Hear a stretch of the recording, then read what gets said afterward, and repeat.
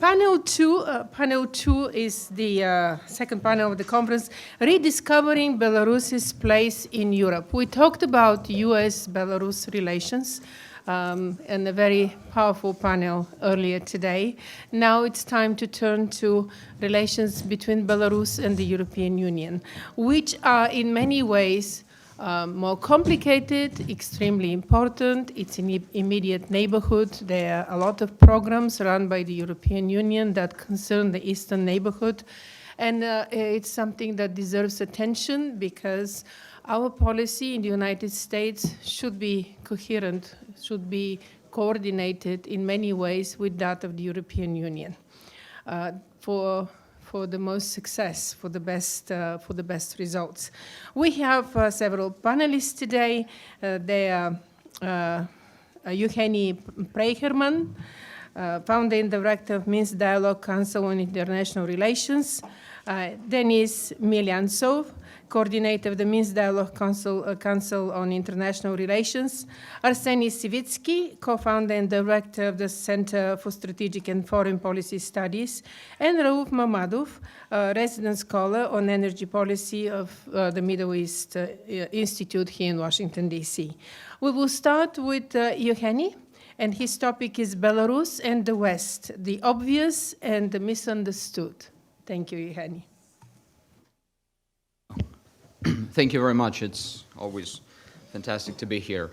And I think I'll slightly change what I intended to talk about initially and try to somehow react to the discussions we had in the two previous sessions, but I'll still stick to this model of the obvious and the misunderstood in Belarus-Western relations, not only Belarus-EU relations. So let me begin with the obvious. It's obvious, of course, that for a long time, the Belarusian-Western relationship has been highly conflictual. And of course, it had to do with the fact that the internal dynamic and internal developments in Belarus got criticized by the West, and then in response, Belarus would not accept the criticism, and that only reinforced the spiraling conflictual dynamic. But in the end, it all led to this famous phrase or nickname by Condoleezza Rice. I think it was her who gave it to Belarus, the last dictatorship of Europe. And today, when you go almost anywhere in the West, if people have heard anything about Belarus, it's usually about the last dictatorship of Europe. And in a way, it's an interesting brand for a country. But of course, somehow, suddenly, when you understand that, or when you just know that Belarus is the last dictatorship of Europe, you somehow think that it explains everything about the country. And of course, if you are interested in the domestic policy and domestic developments, it probably tells you something about the political system, about the authoritarian structure of the political system. But what does it tell you about foreign policy or security policy of a state? And I don't really think it does tell you anything.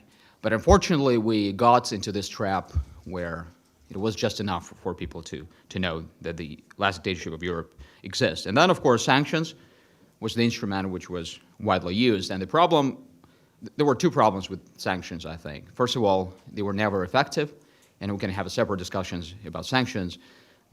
Whole dissertations have been written about how you make or not make sanctions effective, but I think it's quite obvious that in the Belarusian case, they were not effective, at least because they have not brought about any qualitative change in the Belarusian political system, which they were intended to do.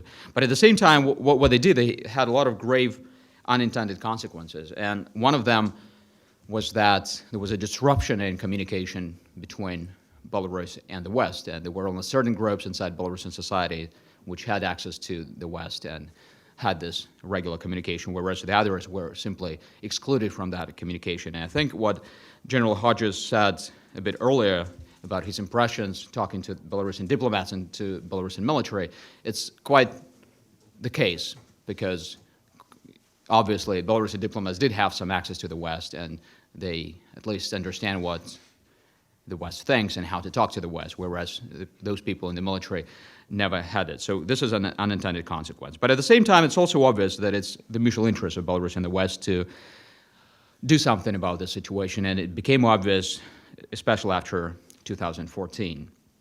But there are at least three huge challenges that need to be addressed in this process. The first one is, of course, the lack of mutual trust. The interests are there, trust is not. And we also need to understand that trust is missing on both sides. This is not, a normative discussion. Of course, we can have a normative discussion saying that someone is to blame, but if we want to be analytical and try to find ways of somehow moving ahead with the situation, then we need to recognize that mutual trust is missing, and what do we do about it? And I think, of course, more engagement on both sides is one of the responses here. The second challenge is what we can call vested interest. 2 decades of this conflictual relationship created small but very strong vested interest, both inside Belarus and also in certain Western countries. Vested interest to make sure that the status quo stays there, because there are certain groups of people, again, on both sides, who benefited either individually, financially, or in a corporate way from that situation. And of course, they are now determined to fight to make sure that no major changes happen, because for them it would mean loss of their benefits which were available before. The third big challenge to be addressed is rising geopolitical tension in the region.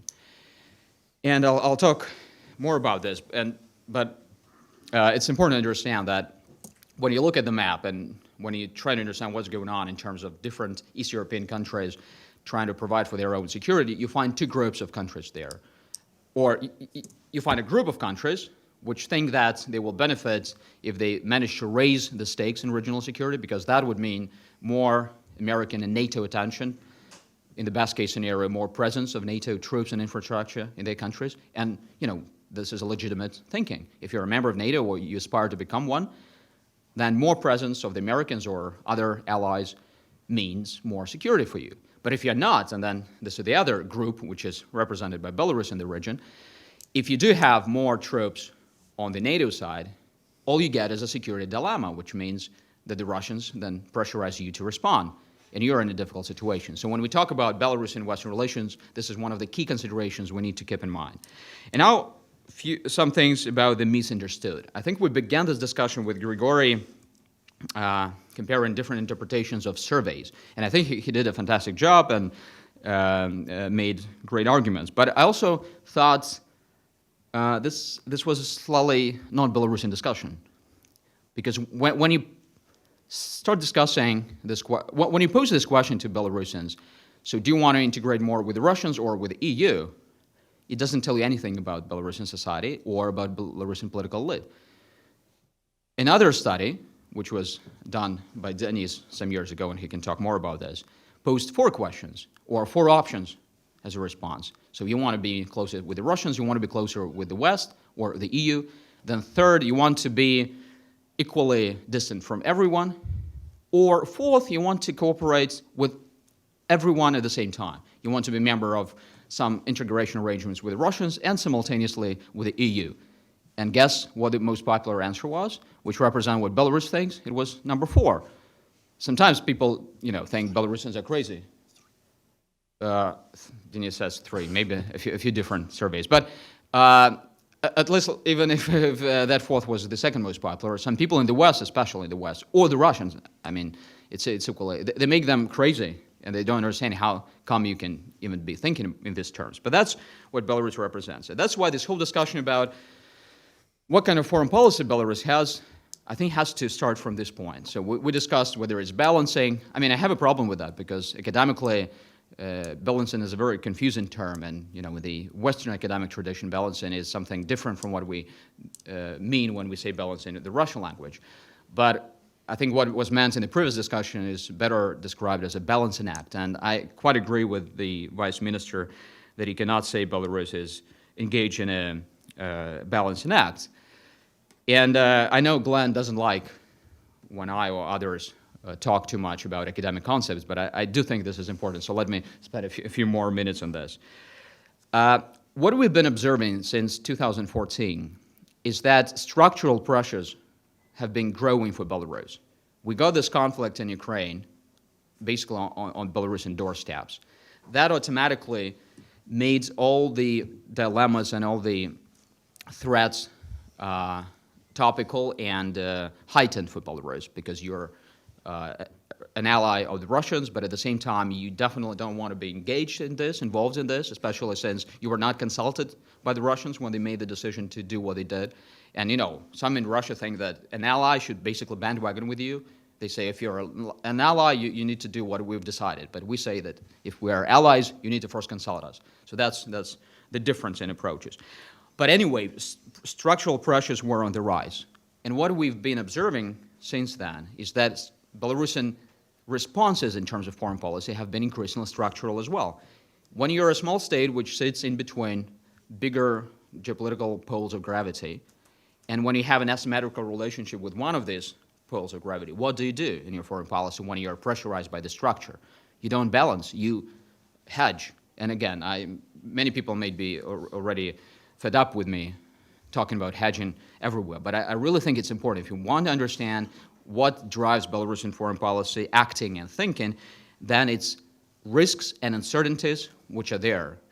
You can even pay attention to one important fact. In Belarus, both the president and the foreign minister started talking, and they never say hedging, but basically when you try to decode the way they say, you understand this is more or less the concept of strategic hedging. And they started talking about that after, as they say, and I basically quote, realized that when you depend on one economic partner only, and then this economic partner is in trouble, then you're automatically in trouble as well. And this is what happened to Belarus after 2014 with the sanctions against Russia, with the oil prices going down, and of course the purchasing capacity in Russia going down, but also Russia trying to somehow subsidize imports, which automatically impacted Belarusian exports and Belarusian well-being.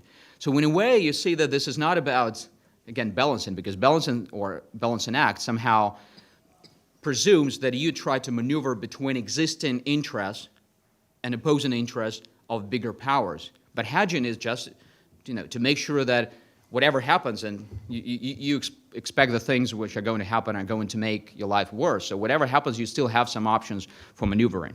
And this is exactly what, as I said, Belarus is doing. And why is it important? Because then it poses the question, well, first of all, is it in the West or U.S. interest that Belarus continues this hedging?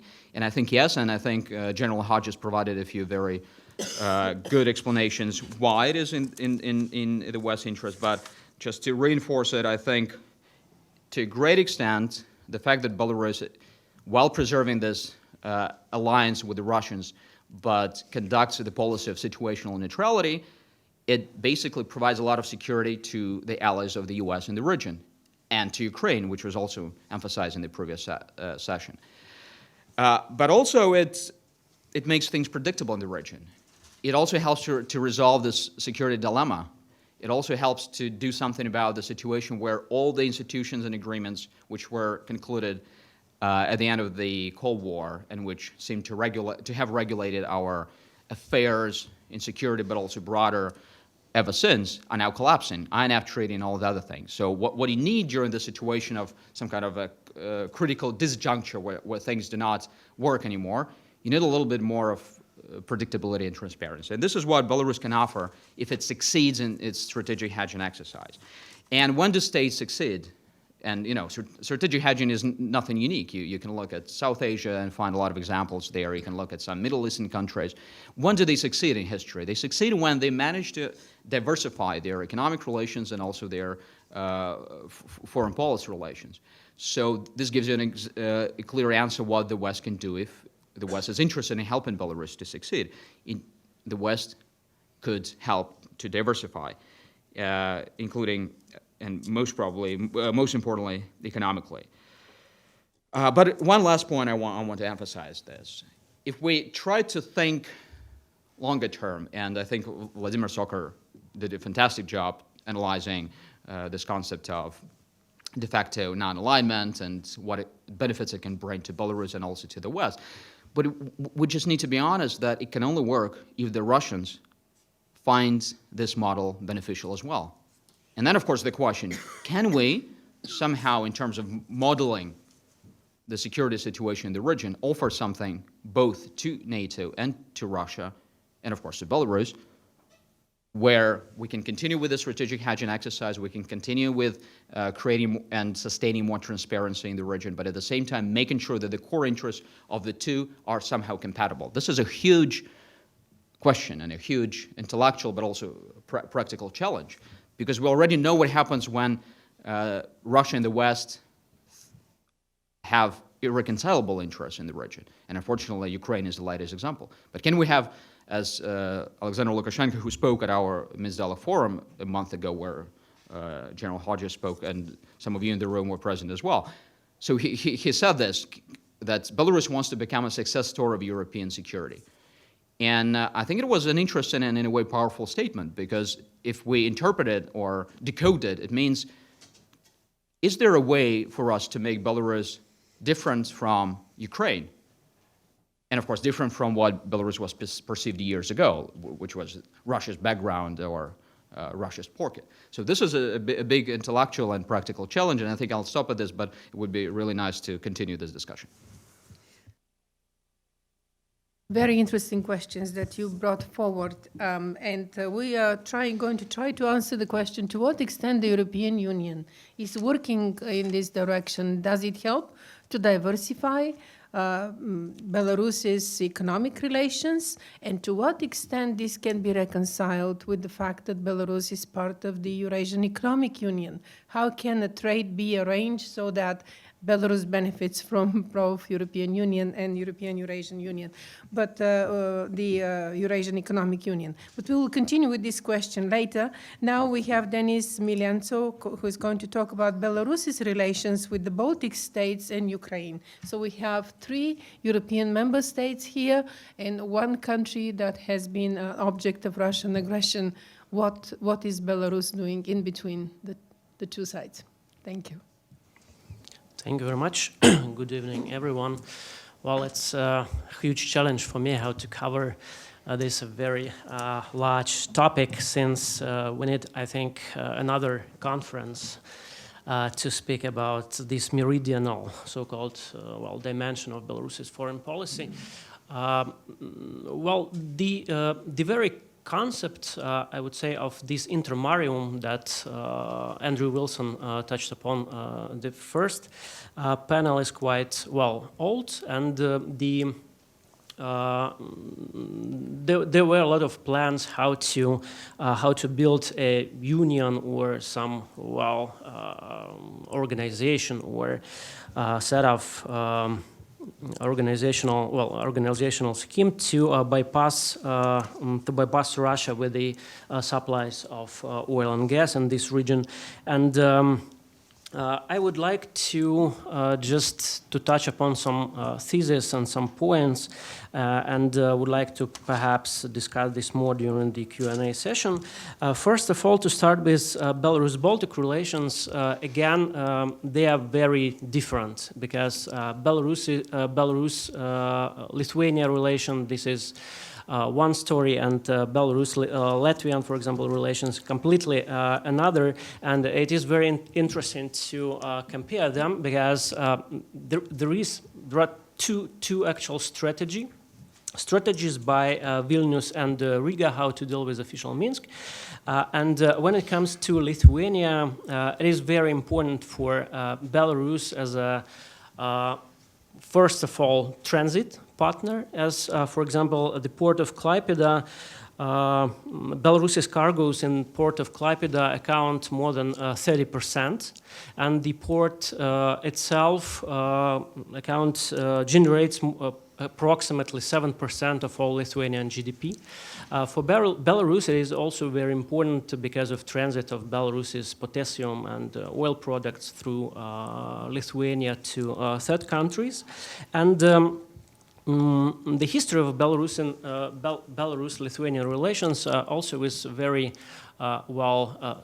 telling that for now this is perhaps the only neighboring country that we have quite bad relations because of obviously atomic power plant, but still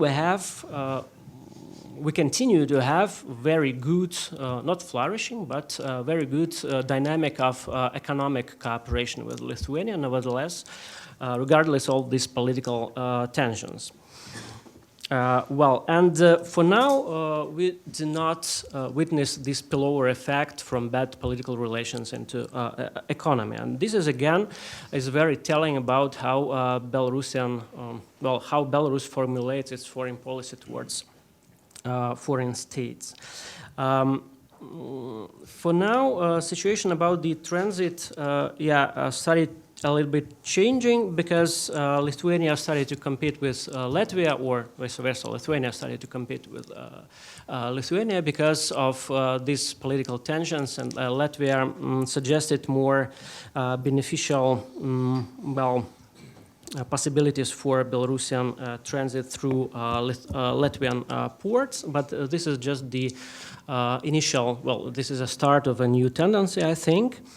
But still, for now, when it comes to political relations with Lithuania, Vilnius continues to block Belarusian negotiations with European Union over the partnership priorities, and this is again, as discussed during the previous session, quite a tough question for Belarusian diplomacy, how to reconcile these relations with neighboring Lithuania.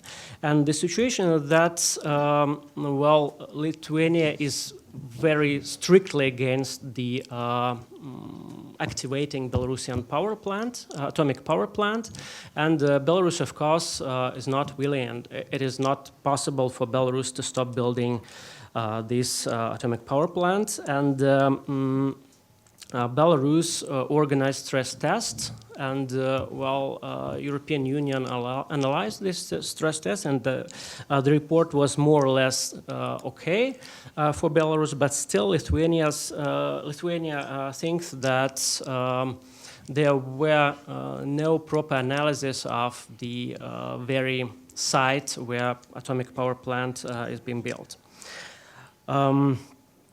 Again, the question of pragmatic calculations when it comes to Belarusian geopolitics in this region, showing that, for example, there is a very clear case of Ust-Luga port when Russia, starting from 2012, started to press Belarus, insisting to reorient Belarusian oil products from Lithuania and Latvia to Russia through Ust-Luga port. And Belarus rejected that because of just pure economic conditions. This again shows us the tendencies how Belarusian economy, how Belarusian politics is formulated. It's not geopolitically driven here. It is more or less economic driven.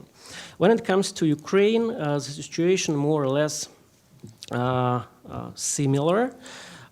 But when it comes to economic cooperation, Ukraine is the second trade partner to Belarus after Russia. If we disaggregate European Union and before latest Ukrainian revolution in 2013, we have somewhat 7 billion trade turnover. And this is again one of the reasons why Belarus has chosen the policy that it has chosen towards Crimea and Donbass.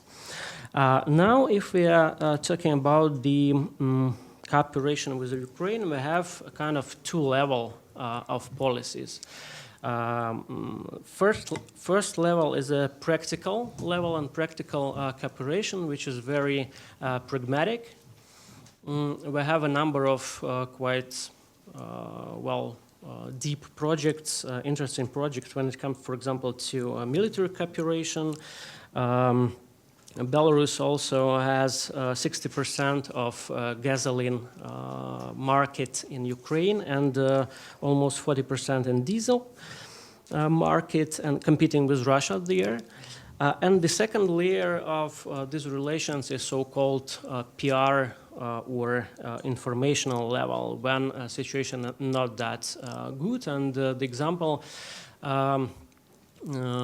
for example, during the Zapad 2017 exercises, and there were a lot of very bad publicity from Ukrainian side about the possibility of occupation of Belarus and strikes through Belarusian territory and occupation of Ukraine by Russian troops.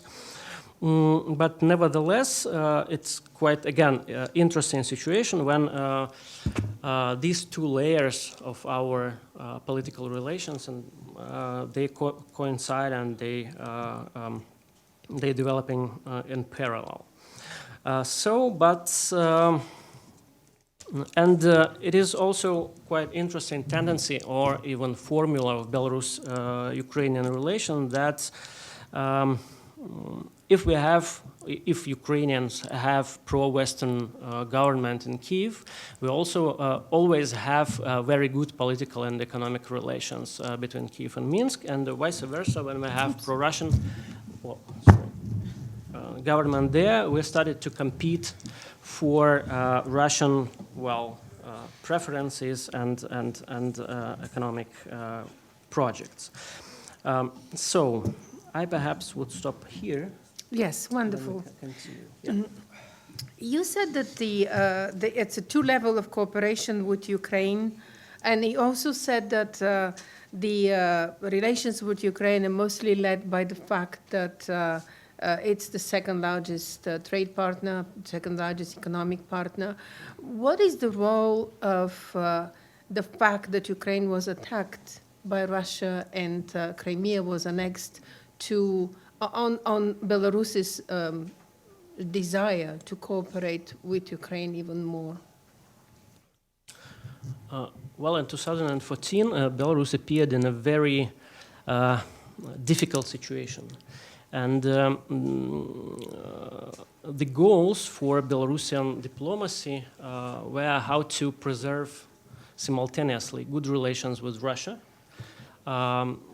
to preserve our process of normalization of relations with the West, and how to keep Ukraine as an economic partner and political partner.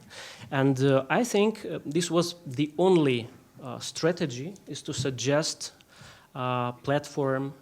suggest Minsk as a platform for negotiations and reconciliation, let's put it like that, between Ukraine and Russia. And of course, it was quite tough, as I can imagine, because of pressure from Russia, that in the eyes of Russian, as many times were pronounced here, Belarus, once it is an ally of Russia, they think that Belarus should also develop their foreign policy in line with Russia's foreign policy. And it was tremendously tough to undermine this very scheme and to suggest another strategy.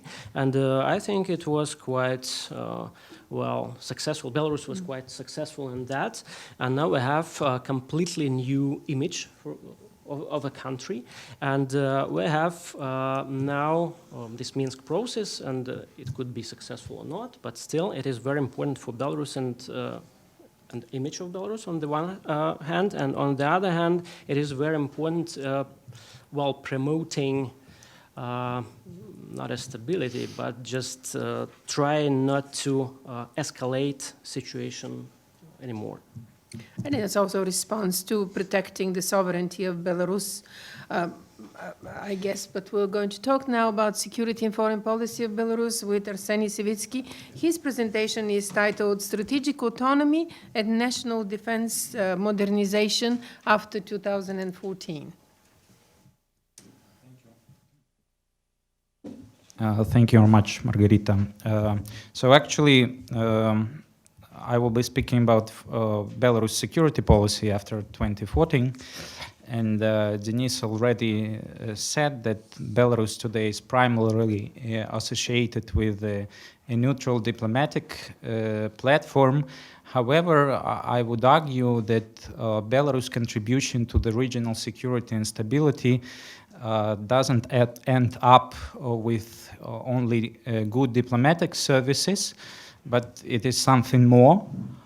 And it's quite debateful whether Belarus has been behaving itself as a neutral state or non-aligned state in the context of Russia-Ukraine conflict of 2014 or subsequent Russia-West geopolitical confrontation. I would like to use another term, so-called donor of regional and security stability. Because first of all, it has deep conceptual roots in the national security concept of 2010, and actually because Belarus has been behaving itself according to this concept. And another issue that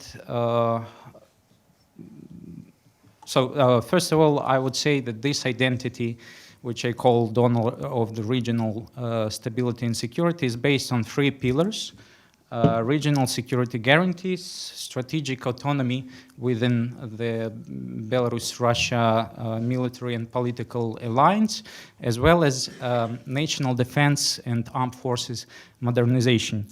What is interesting that actually Russia has been trying to undermine all these pillars, at least since 2015, and I will present you my arguments a little bit later. And in response to this growing geopolitical pressure from the Kremlin side, Russia has nothing to do but only to enhance, to improve these 3 pillars, and I would like to demonstrate how Belarus is doing that. So, first pillar, regional security guarantees.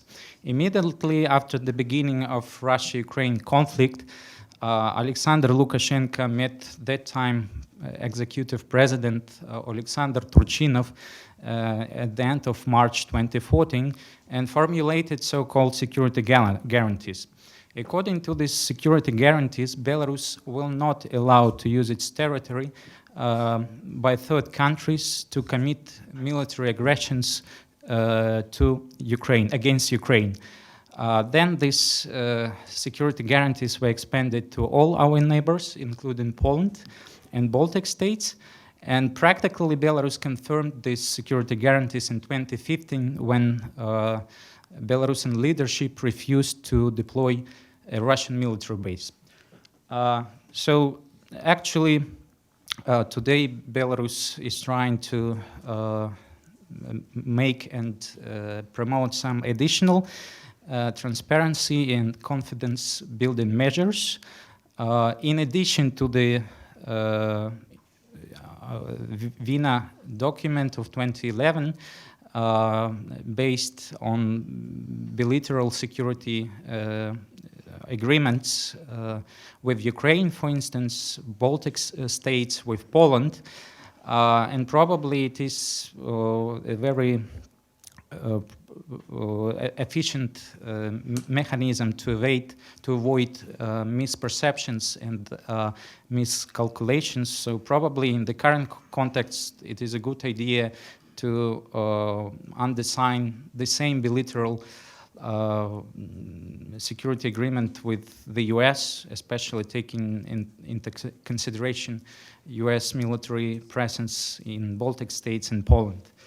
Finally, Belarus has taken some additional commitments to comply with international arms control regimes, even in the light of their collapse. For instance, as an example, INF Treaty, and according to this additional voluntary commitments, Belarus will not either produce or deploy banned by this treaty missiles on its territory, at least until our neighbors do that.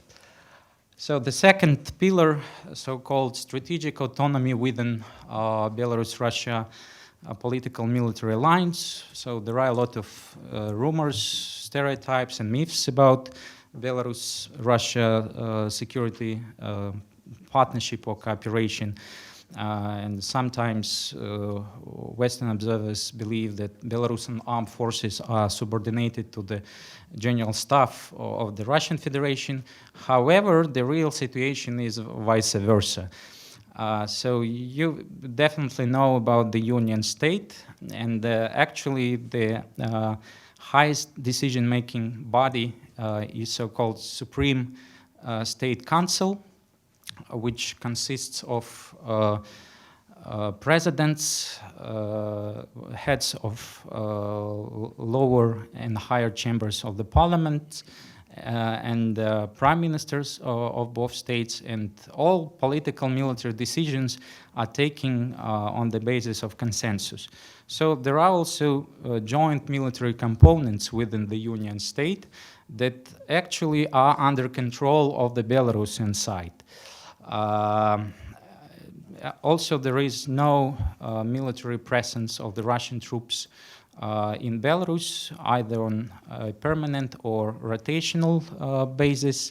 There are only two military technical facilities without combat capabilities, and they are owned by the Belarusian government, but leased by the Russian side by 2021. It is a Volga type early warning radar station in Gancevichi and Navy communication point in Vileyka. So there is no military Schengen, as General Ben Hodge usually uses this term, between Belarus and Russia. All Russian moves should be authorized by the Belarusian government, especially in the peacetime, while in the threatened period or wartime, actually command and control under the joint military components, which are the regional group of forces or unified regional air defense system, are under the Belarusian side, which in turn is subordinated to the decisions of Supreme State Council of the Union State, where all decisions are consensus-based. So the third pillar is national defense and armed forces modernization.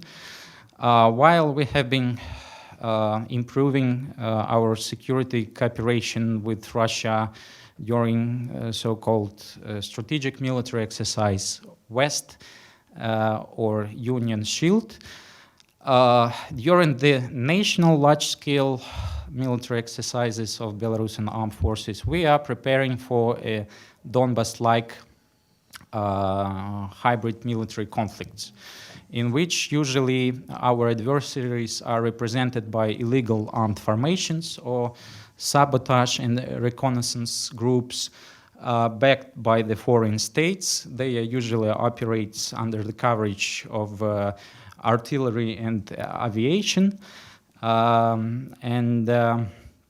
also they are trying to undermine our sovereignty, independence, constitutional order, and of course territorial integrity. Immediately after the beginning of Russia-Ukraine conflict, Belarus revised its national defense plan, and a very special directive on state defense was adopted by the end of 2014.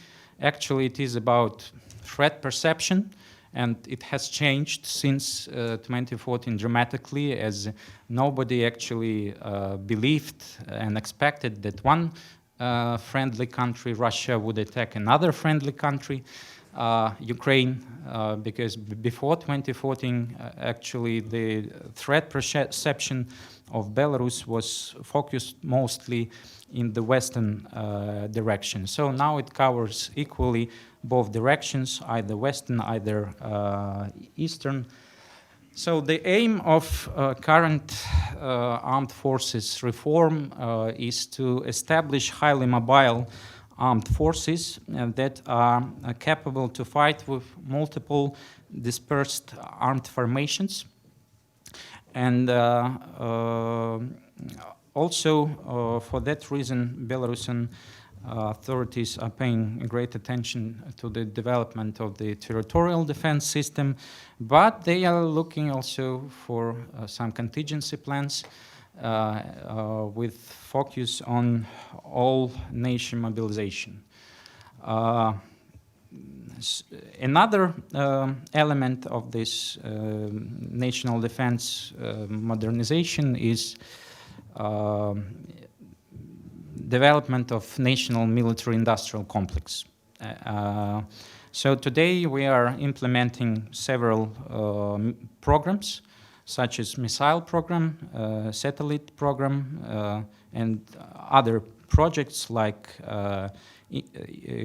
creating infantry armored vehicles, medium-range air defense systems, as well as unmanned aerial vehicles. So I would like to present some of the first results. This is Kaiman, light armored vehicle. This is Wallet, armored vehicle. They are produced by the Belarusian military industrial complex, Polones. It is a joint project of Belarus and China.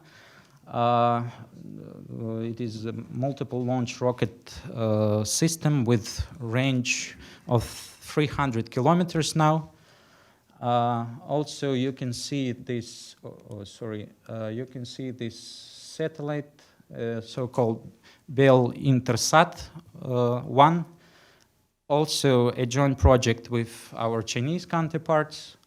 It provides secured, encrypted communication all over the world, as well as you can see the first sample of secured cell phone developed by Belarusian national industry. And finally, our air defense system called Buk, which is quite comparable with S-300 SP systems delivered by Russians to Belarus in early 2000s. Surprisingly, but the most part of these projects have been implemented in close cooperation with China. Actually, China has provided us with missile technologies, with satellite technologies. Also, we are going to create joint military enterprises with focus on producing powder and engines for missiles. China is also providing us with the free military assistance. For instance, China has already supplied Belarusian Special Operation Forces with 60 armored vehicles, in future we are going to establish some more joint ventures. One of the recent ventures is between the National Academy of Science and Chinese corporation AVIC. So they will be producing unmanned aerial vehicles, especially reconnaissance and strike ones. Intensive Belarus-China military cooperation, it is also one of surprising results of Russia-Ukraine conflict. Since that time, Belarus not only substituted Ukraine in Chinese One Belt, One Road initiative, but also has managed to develop the highest level of political and military cooperation with Chinese People's Republic. Today, only Pakistan has such formal level of cooperation with China. Even Russia doesn't have. Actually, all these developments are response to changing attitude of our main strategic ally, Russia, towards Belarus. And I would say that since 2015, we have been observing a clear intention of the Russian Federation to undermine these three pillars. I would like to give you some arguments for that. So in 2015, in September, President Putin took a unilateral decision and he announced the deployment of Russian military base in Belarus without preliminary consent of the Belarusian side. And of course, we refused to do so because it obviously could undermine our security guarantees to Ukraine and other neighboring countries. We also took lessons from the Russia-Ukraine conflict when actually Russia used it pre-deployed formations of Black Sea Fleet in order to undermine territorial integrity and constitutional order, as well as sovereignty and independence of Ukraine. And everyone understands that if Belarus would have agreed, the Russian military build-up haven't stopped there. You can look at the Syrian case, where actually Russia also deployed its Air Force base, but the military build-up didn't stop there.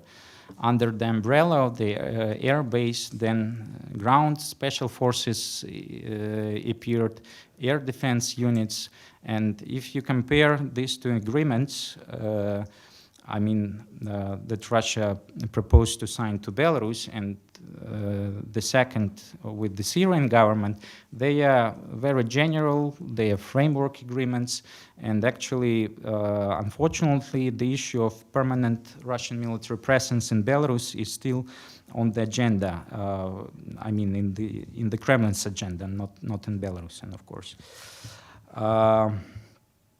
So then, also at the end of September 2015, commander of troops of the Western Military District actually proposed to subordinate and reassign Belarusian armed forces to the Western Military District. So in practice, it meant that he proposed to include Belarusian armed forces and to reassign it to the command and control of the Joint Strategic Command West. By the way, Russia has already implemented this model in case of Armenia, at least since 2016, as the joint group of forces of Armenia and Russia is included and reassigned in the Southern Military District. Then, at the end of 2015, when Defense Minister of the Russian Federation, Sergei Shoigu, came in Minsk, he proposed to finalize creation of the joint military organization of the Union State by 2018. And actually, it means in-depth political military integration, so integration of the security and military apparatus under the umbrella of joint command and control. And these models have been also already implemented in case of Abkhazia and South Ossetia. And finally, the final evidence is that Russia is trying to create a so-called combat capability gap in the Belarusian direction by not supplying Belarusian armed forces with new modern military equipment or weaponry for free or with significant discounts. For instance, recently Belarus has purchased Su-30 fighter jets from Russia, paying $50 million per one fighter jet. Armenia, which is also negotiating the same deal, will pay only $25 million. So for Belarus, it is a standard market price, and also Russia will export only their expert version of these systems with very limited capabilities. So this is also another interesting development. You can see Russian Western military flank. So we are calling about 4 NATO battalions in Baltic states and Poland. You can see here Russian military build-up. What is very interesting is that since 2016, Russia is deploying forces not only on the border with Ukraine or Baltic states, but also with Belarus. And we still haven't received any, rational explanation except that, oh, come on, it is against NATO military buildup or against far-right nationalism in Ukraine. But actually, Belarus is a strategic military ally of Russia that has been providing Russia with security in the Western strategic direction. And therefore, Russia has never had a need to deploy large amounts of troops on the Western military district, on the Western strategic direction. So I would say it is also another evidence of strategic shift in relations between Belarus and Russia. So you can see the construction of a permanent military base in Klintsy, which is only 40 kilometers from the Belarusian border. And finally, at the end of 2018, Kremlin has explicitly formulated its strategic intentions. So it is so-called deeper integration ultimatum. You all know that now Russia makes conditional preservation of so-called integration subsidies to a new deeper integration deal. Russian officials are referring all the time to the Treaty on Establishing the Union State of 1999. It envisages not only economic integration, but also political military ones. And therefore, and even Russian sources say that economic integration, it is only the first step. The second will be political and military integration. And the Kremlin has already formulated the agenda of this political military integration in 2015. And all this demonstrates that Russia is not satisfied anymore by the current status quo in Belarus-Russia relations. According to Maxim Oreshkin, I'm going to finalize. I'm going to finalize. So, according to Maxim Oreshkin, economic development minister of the Russian Federation, after December 2019, when Lukashenko and Putin are supposed to meet and discuss this deeper integration deal, relations between two countries either will improve or degrade. So what does it mean? I don't know, but let's look how Russian military community assess the situation. Actually, we have been on the radar of the Russian military intelligence at least since 2014, also in the company of other countries like Ukraine, Georgia, Moldova, Armenia, and Azerbaijan. So they have pretty much the same assessments in 2009. So this is Alexei Afanasyev, GRU Lieutenant General, Deputy Chief of Russian Military Intelligence, who is responsible for providing military and political leadership with their strategic assessments. So they all believe that West is trying to separate Belarus from Russia, to withdraw it from the integration processes led by Russian Federation, etc., etc., etc. So maybe I will complete my presentation here now. Yeah, but... So... So why Russians are speaking about Belarus, about this union state, deeper integration, all this stuff? There are different explanations. One of them is that it is probably one of the power transferring scenario in the Russian Federation in 2024. However, it is still debateful, but my main argument that probably the strategic phobias prevail in these discussions. So they simply, Russia simply is afraid of losing Belarus in midterm perspective, especially by 2030. Yeah. So thank you very much. You. And I would like to suggest you not only to follow, to keep Belarus on your radar as a Russian military intelligence does, but also to think how to prevent these worst-case scenarios. Thank you very much. Thank you, Arseny. And now from military security, we're moving to energy security. We're not talking much about energy security in Belarus, not enough. Given the situation with gas negotiations in Ukraine, given the Nord Stream near completion and Turkish Stream, what is the position of Belarus and what is going to happen in the future? We have Rauf Mammadov now talking about I this. promise I'll be shorter because Arseny took much of my time, and also I'm the last person to speak, so I promise. All right.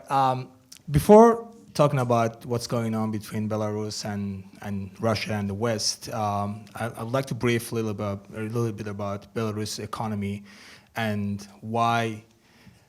how the economy, the political economy, and the economic structure of Belarus, to me, was one of the most important factors that predetermined the country's foreign policy. I come from the energy industry, so I believe everything is happening because of the energy. But Belarus' situation is very unique. It's actually one of the most unique countries in terms of the energy industries. I haven't seen any other country not to have any oil and gas resources, but to export so much petroleum products, which is very rare in the world.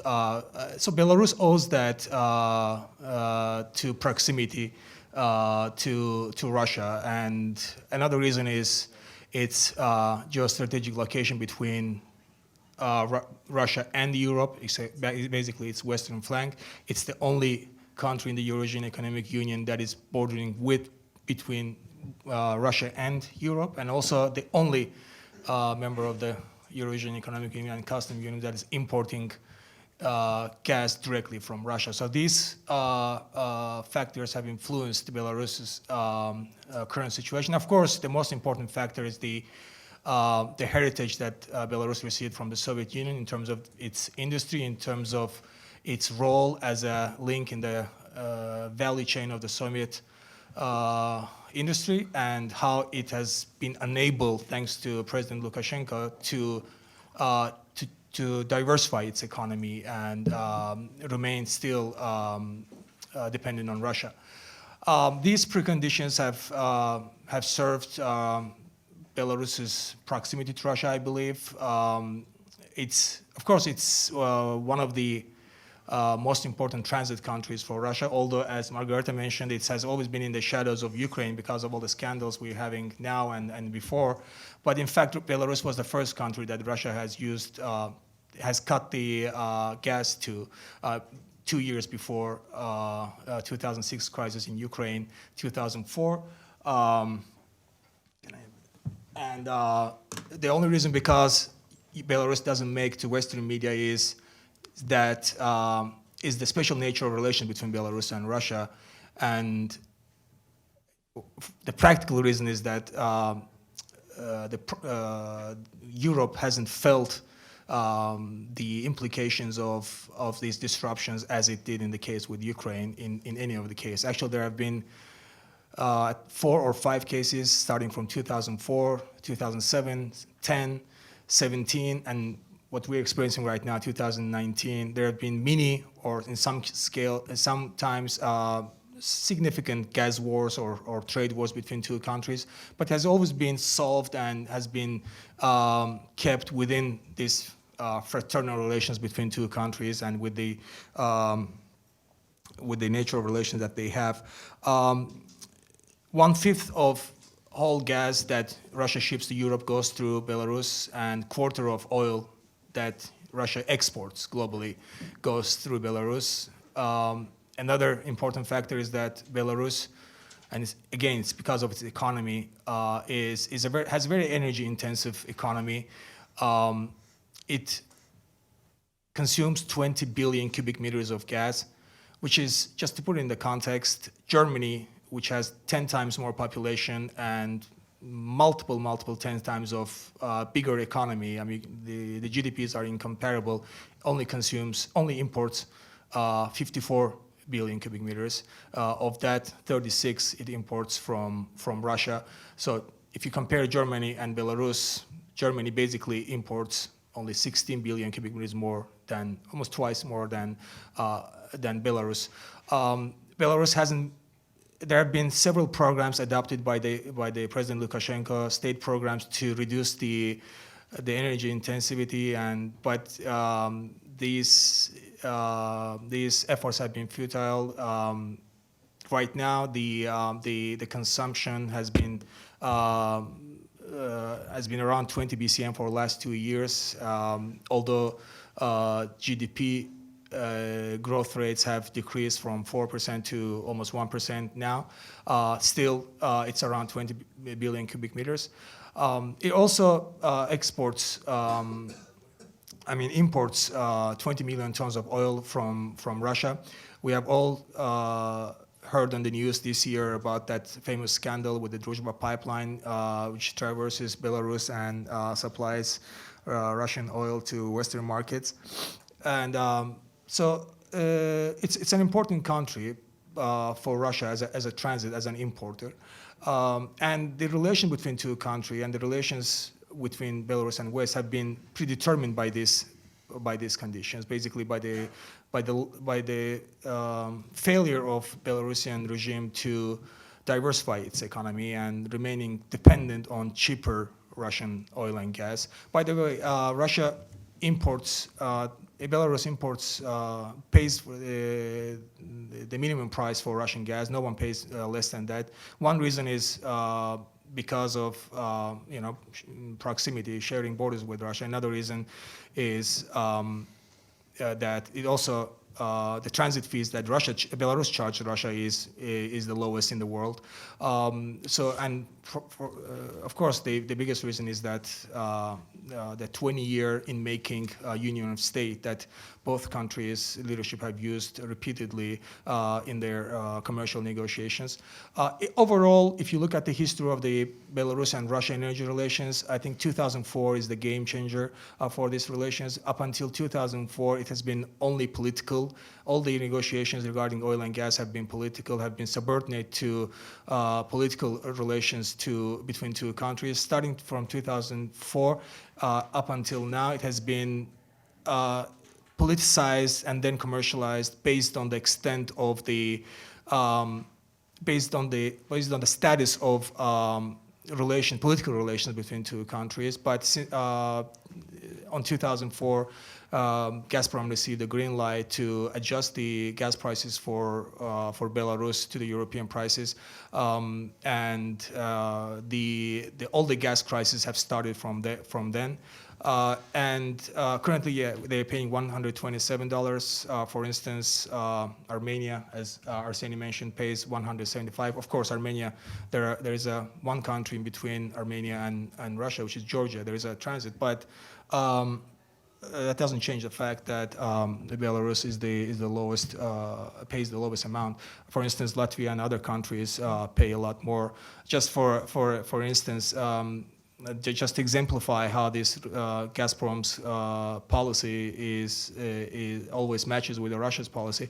Today, I heard in the news that gas prices for Moldova has been decreased from 273 to $253 to $170 after Russian-leaning parties have won the local elections in Moldova. So that exemplifies how these relations have affected the geopolitics of energy in the region. And what's happening right now between Belarus and Russia is the two countries are, of course, according to them, to the sources, they are concluding this unification process. There were rumors that if Lukashenko wants everything to be completed before December 8th, which is the exact 20-year anniversary of the signing of the treaty. I don't see that happening that soon. Oil and gas, of course, is the major component of this negotiation. In fact, the Prime Minister of Belarus made a statement 2 days ago that there have been 4 important issues that were under negotiation in terms of the oil and gas, and 2 of them have already been resolved. Of course, these statements are very opaque. They never mentioned what actually those issues were. But there are issues right now. One of them, there are ongoing issues, which is the contamination of Druzhba and compensation for contamination of the oil that has been transported through Druzhba. Belarus is asking for 400 million as a fee. Russia's number is almost like 20 million compensation, so there is a huge gap between them. Another issue is the tax reform that Russia has been implementing since 2014. Starting 2015, which actually became enforced in 2019, January 1st. This tax regime overhaul is basically to shift the burden from the export of the oil products and oil to production. Belarus was already not paying any import fees for Russian oil and gas, so it's actually hurt its economy bad, because now that oil and gas produced in Russia, oil especially produced in Russia, is much more expensive, and therefore Belarus is also asking for compensation for the 2019 and 2020, and I think the amount of compensation is almost $400 to $500 million per year. Those are ongoing issues. There have been some reports. Kommersant, which is a very influential newspaper, leaked the draft that allegedly they received from unknown source regarding the unification process, and which was signed, I think, in September. I think this is a draft document, and according to this draft document, I'm going to talk about the oil and gas issues. There is a rumor that there's going to be a shared regulator of oil and gas activities, and of course there are talks about customs unification and tax and all other issues. But I think if or when this happens, that will have a major effect on the energy geopolitics in the region, especially in Europe. First of all, Russia will gain again inland access, direct access to the pipeline access to Europe through Belarus. Secondly, for the Belarus, it's important because Russian companies, of course, are more influential. They have more money. They will flood the Belarusian market. Will probably continue expansion and purchases of assets in Belarus, which has already been case. For instance, one of the 2 largest refineries, Mosur refinery, is already 42% owned by Slavnet, which is the only joint venture in the world between Gazprom and Rosneft. Gazprom and Rosneft, Belarus is the only place in the world that Gazprom and Rosneft are going along, and that's with that venture. And also, Gazprom almost owns the Beltrans, which is the pipeline operator in Belarus, and they already own the Yamal Europa pipeline anyways. So there is a pattern that Russian money will flood, and they will acquire other Belarusian companies. And also the other reason for concern for the region is that Russia will expand its market, will get strengthened to expand its market in Baltic states, which are dependent on Russian imports. Of course, Lithuania and Latvia and Estonia, Baltic states, have been vocal about decreasing their dependence. But what we have seen practically that's not the case. For instance, the Klaipėda port, that famous LNG terminal, which was built to diversify Lithuania's dependence on Russian gas happened to be not to diversify from Russian gas, but diversification from Gazprom's gas, because they're still importing Novatek's gas, and this is the fourth cargo that they've already received. And my colleague here mentioned about the nuclear power plant, which is one of the major game changers. It's a VVER technology, 1200 technology, which is Rosatom has been selling, trying to market all over the world, and this is the most modern technology that they have. And the Lithuania's concern is that the Ostrovets, the place that it will be built, is actually closer to Lithuanian capital than to Minsk. And given the history of accidents in the region, they have reasonable concern, and Lithuania has been vocal about the protest. Actually, have been lobbying Poland and other countries, other Baltic states, but the Baltic states are not unanimous on this issue. For instance, Latvia have already mentioned that if Lithuania prevents the transit from Belarus to Latvia, they will actually go for the Russian import of electricity from Belarus, import of Belarusian electricity through Russia. And Ukraine have, thanks to the new amendment called Gerus Amendment, now can import electricity, nuclear electricity from other countries. Actually, they have started importing from Russia. And that also gives Belarus a tool to invest to Ukraine as well.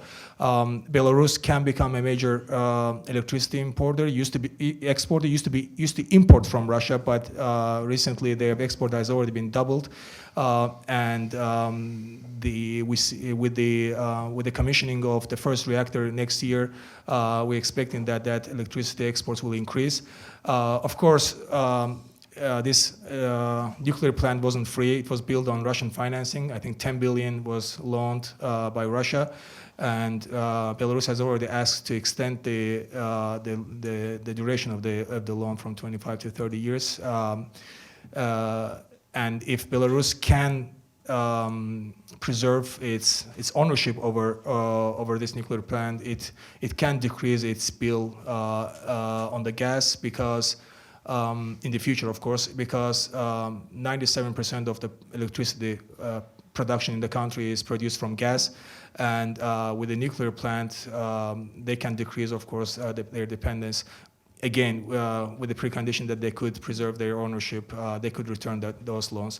Overall, the relations between two countries and the geopolitics of the energy in Belarus will depend on whether that union of state will realize or not, or when it will be realized.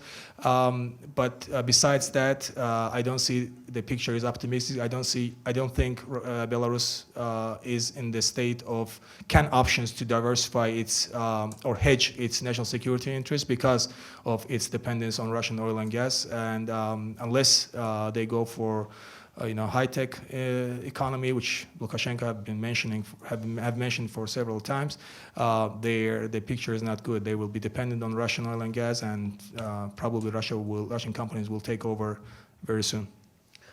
Thank you very much. This was such a rich panel with so much information. I'm sure we can have a whole day discussing these issues. But let's spend a few minutes on questions, because there might be a few questions, and we can go a little bit over our 5 o'clock closing time. There you go. Thank you. I'm Lenny Kurtzidze. I'm from the Embassy of Georgia here in Washington, D.C. First of all, I'd like to thank you for all the interesting presentations. Very, very interesting. Just a couple of comments before I go to a question, if I may. First of all, as a Georgian diplomat and as a Georgian, we value a lot Belarus's position, and we'll remember this very well in the post-2008 conflict, when regardless of the coercion from the Russian side, Belarus did not, and the leadership of Belarus did not recognize the so-called independence of Abkhazia and South Ossetia. And second of all, we're extremely thankful to that very same leadership for not, for avoiding the coercion on the joint military organization, as creation of the organization, as you have told us, including that would include Abkhazia and Ossetia in it. So, and certainly I hope for, as a Georgian and as a friend, that there will be a deeper cooperation, in the future between Belarus and the West, where Belarus's interests will be absolutely fit in and factored in. Now, going back to my question, you've talked a lot about, Russia-Belarus economic cooperation, energy cooperation, especially Mr. Mammadov. However, I have a question about China. What is the factor of China in the Belarus economy, especially considering the all-weather friendship and the Iron Brotherhood, as you've put it in your presentation? And what is the place of Belarus in the OBOR project? Thank you.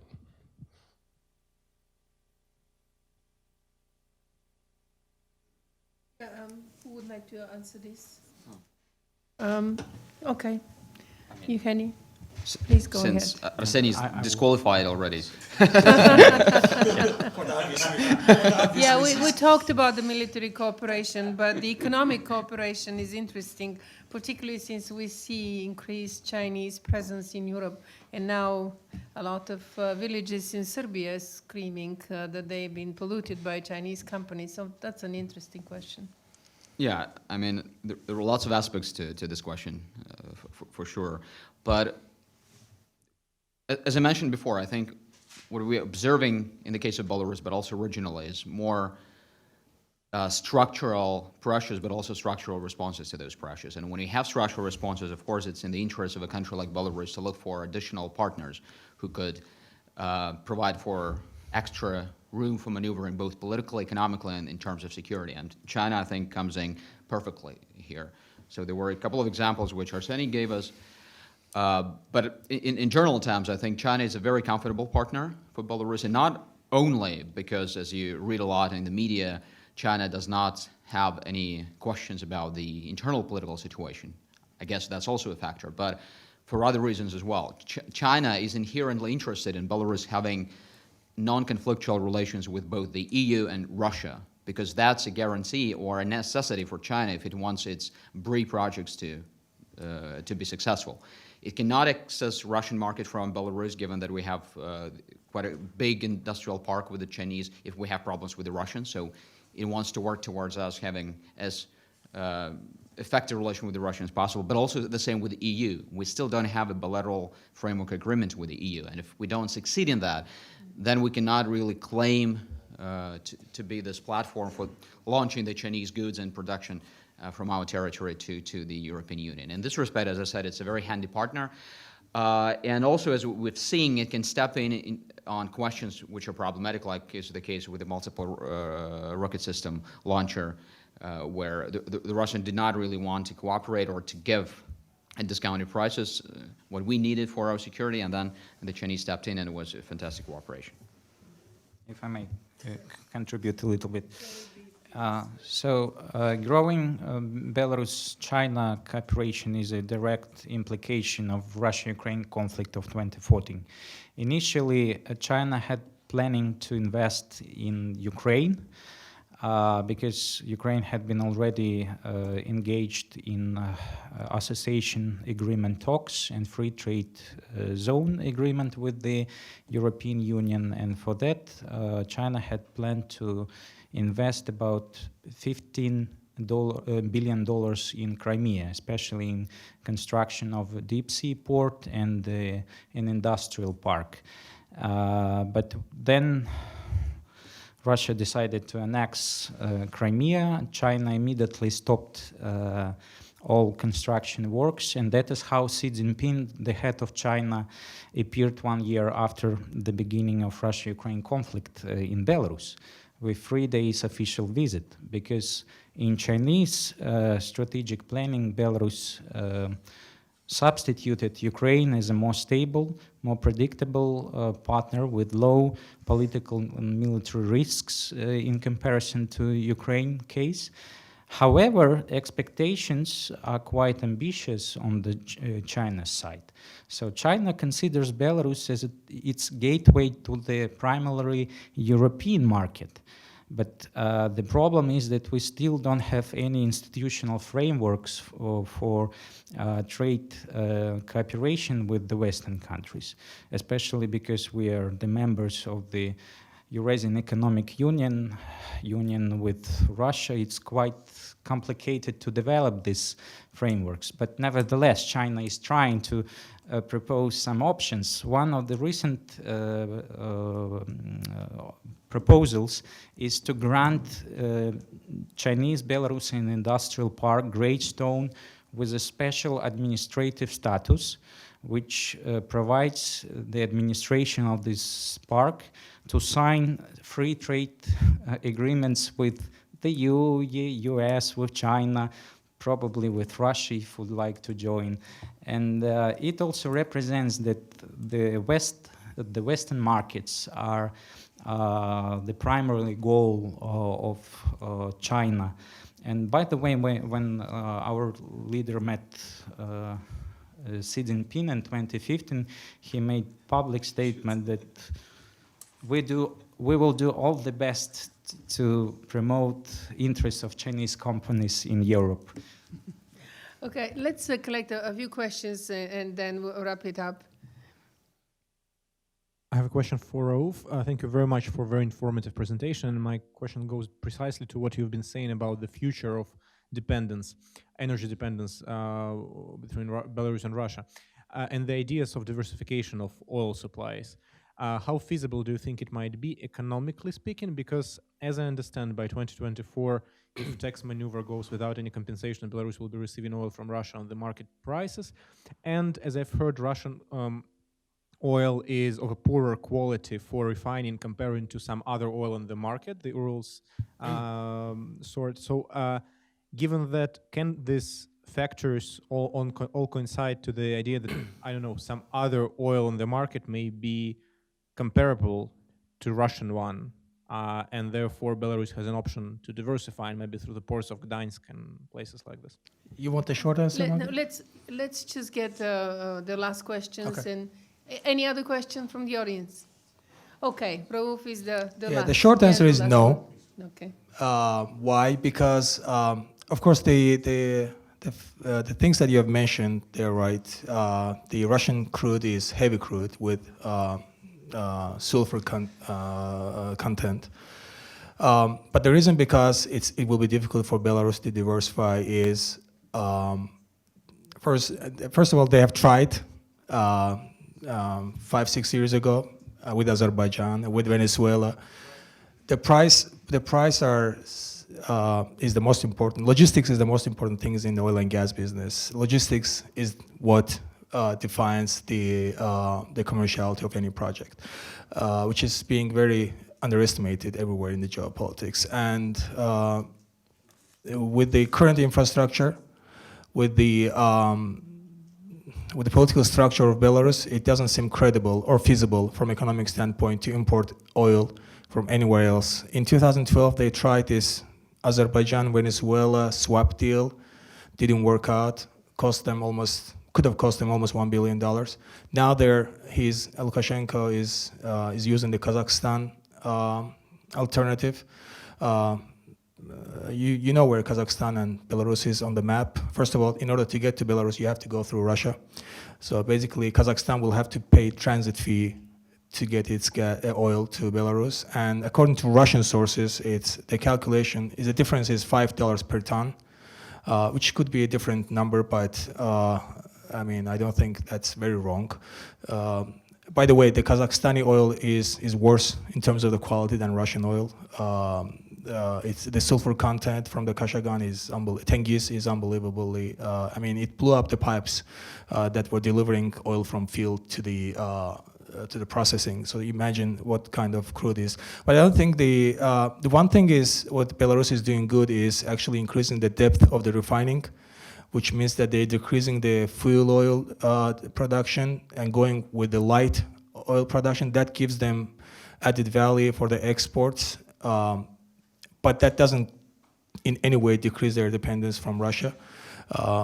Pipeline is there; they're getting the oil for a reasonable price. The only currently, I forgot to mention, there's another issue, and Belarus has been trying to increase the tariff for Russian oil. Lukashenko was threatening with increasing 23% earlier this year, actually before the oil contamination happened. In August, and at the end of August, they increased it by 3%. And I don't think they can increase it for more than that because, again, all these issues are so interlinked to each other, and that has been the case throughout the history. Neither